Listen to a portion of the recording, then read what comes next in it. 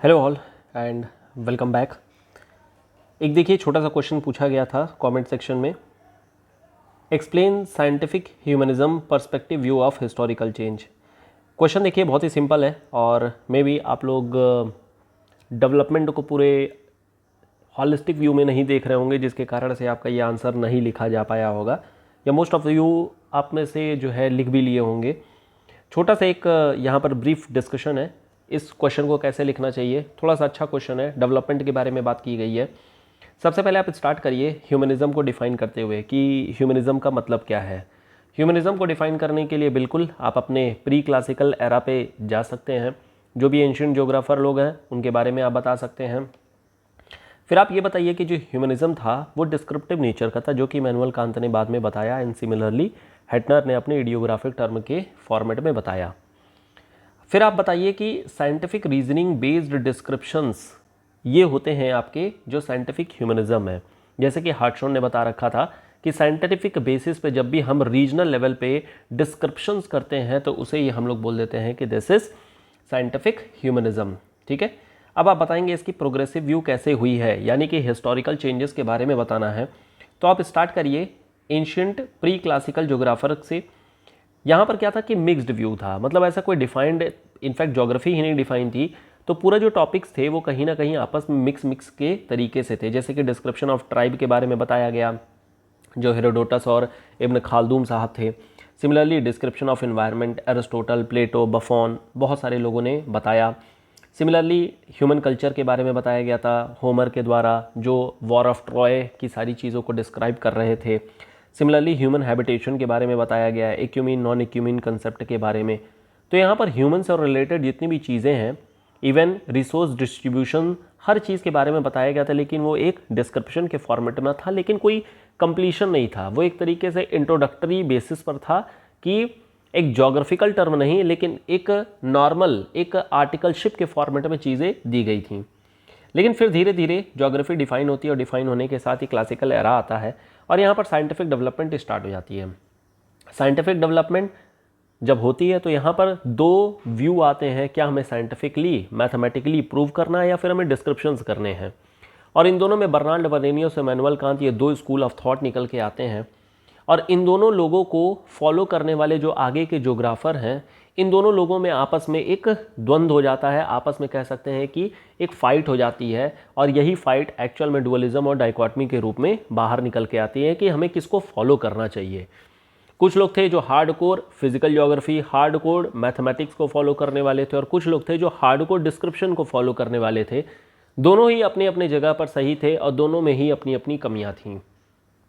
अब यहाँ पर आप ये बताएंगे कि ह्यूमन एक साइंस के फॉर्मेट में धीरे धीरे निकल के आया और जिस तरीके से साइंटिफिक ह्यूमनिस्टिक थॉट्स डेवलप हुए। अब यहाँ पर जैसे रैडजिल हो गए, रिस्टोफन हो गए, विडाल डेला ब्लाश हो गए, ऑटो स्लूटर हो गए, कार्ल सावर हो गए, तो ये कुछ ज्योग्राफर हैं जिनका इस्तेमाल किया गया था और ह्यूमन ज्योग्राफी एक साइंटिफिक ज्योग्राफी के फॉर्मेट में निकल करके आई थी, जो कि ह्यूमनिस्टिक फिनोमिना को बेसिकली एक्सप्लेन कर रही थी। अब यहाँ पर जैसे ट्राइबल डिस्ट्रीब्यूशन कैसे हो रहा है, ओरिजिन ऑफ ह्यूमन कैसे हो रहा है, कॉन्सेप्ट ऑफ रीजन कैसे हो रहा है, इन सब चीज़ों के बारे में बताया गया था। जैसे कि अगर हम लोग देखें तो गुहा साहब का एक क्लासिफिकेशन है जहाँ पर यह बताया गया था कि ट्राइबल्स कैसे डिस्ट्रीब्यूट हुए थे, मतलब नेग्रिटो एंड देन नॉर्डिक्स और तमाम तरीके के ट्राइब है, वो सब आप लोग जान रहे हैं। फिर इसी तरीके से scientific development of humanistic geographical thought develop होता है और इसके लिए पैरामीटर्स डिफाइन होने शुरू हो जाते हैं।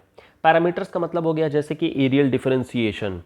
अब एरियल डिफरेंशिएशन में रीजनल लेवल पर जो भी क्लाइमेटिक या फिर जो भी पैरामीटर्स हैं उनके बीच में आपस में क्या रिलेशन है उसको डिफाइन करने की कोशिश की गई थी और ये हार्टशॉन साहब के द्वारा अटेम्प्ट किया गया था और इसीलिए हम लोग इन बोलते हैं इन्हें फादर ऑफ ह्यूमन ज्योग्राफी।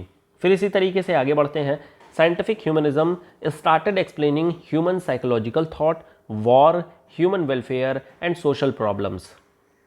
अब यहाँ पर जैसे हमारे गिलबर्ट साहब हो गए, ग्रिफिथ टेलर साहब हो गए, स्मिथ साहब हो गए, वाइट हो गए, वॉलपर्ट हो गए, मकाइंडर हो गए, स्पाइकमैन हो गए, अल्फ्रेड महान हो गए, सिमिलरली इसी तरीके से पैलेंडर हो गए, प्रेड हो गए, अमर्त्य सेन हो गए। तो इन लोगों ने क्या किया है, इकोनॉमिक ज्योग्राफी के बेसिस पर, सोशल ज्योग्राफी के बेसिस पर, पॉलिटिकल ज्योग्राफी के बेसिस पर, इन सब चीज़ों को लेकर के एक ह्यूमन ज्योग्राफी का डिफाइंड साइंटिफिक मॉडल तैयार किया है।